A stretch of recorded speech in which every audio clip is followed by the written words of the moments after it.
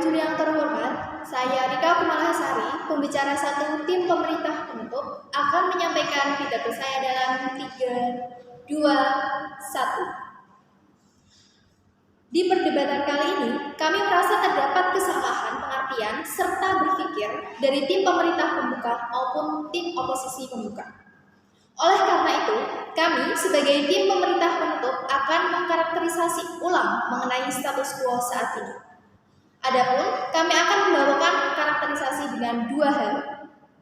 Pertama adalah glorifikasi, yang mana merupakan serapan dari bahasa Inggris yang artinya glorification, atau aksi melebih-lebihkan sesuatu hingga terkesan luar biasa atau sempurna. Yang kedua adalah spesialisasi, suatu bentuk pembagian tenaga kerja di mana individu atau perusahaan memusatkan usaha-usaha produktif mereka pada sebuah kegiatan atau sejumlah kegiatan-kegiatan yang terbatas.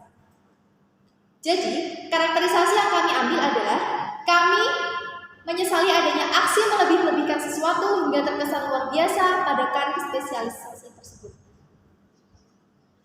Padahal, ada karir-karir yang tidak terspesialisasi juga berkontribusi dalam sebuah perusahaan maupun lembaga-lembaga terkait.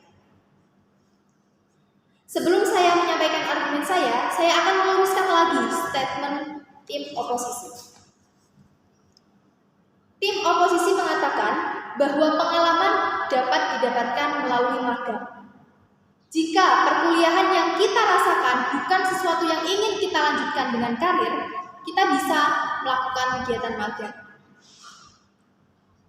Namun, apakah mahasiswa jurusan kesehatan yang tidak ingin melanjutkan karir sebagai tenaga kesehatan, lalu ia mengikuti kegiatan kampus magang dan mengambil pilihan perusahaan di bidang teknologi, apakah bisa?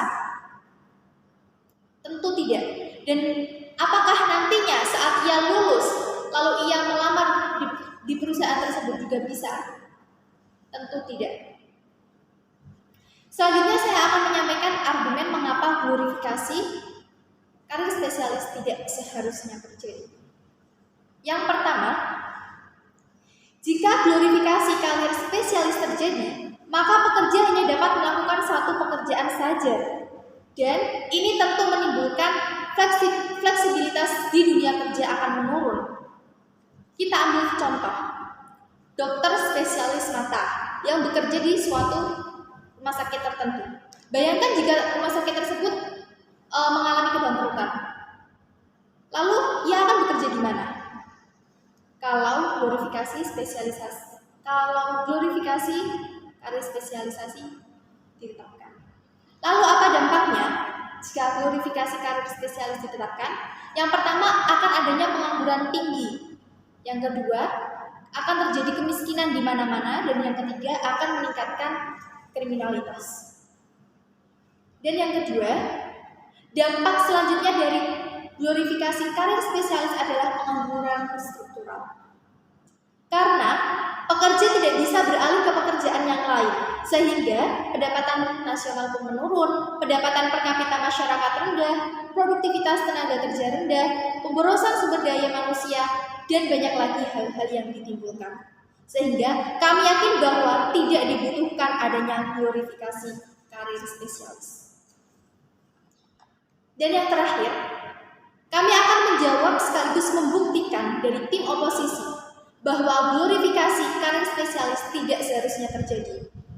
Yang pertama, glorifikasi karir spesialis akan memunculkan lembaga-lembaga pendidikan yang mengkhususkan diri pada sebuah bidang tertentu.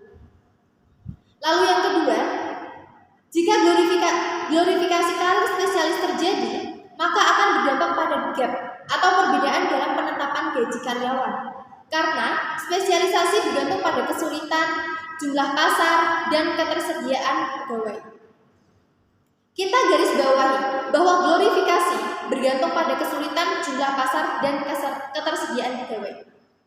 Pertanyaannya, apakah pemerintah dapat selalu mendukung pembangunan infrastruktur? Dalam hal ini, pemerintah harus bisa mengimbangi kebutuhan dari glorifikasi karir spesialis. Jika pemerintah dirasa belum bisa menyediakan jumlah pasar sumber daya manusia yang mumpuni, apakah glorifikasi karir spesialis selayaknya terjadi? Sekian pidato saya. Kami bangga menjadi tim pemerintah penutup.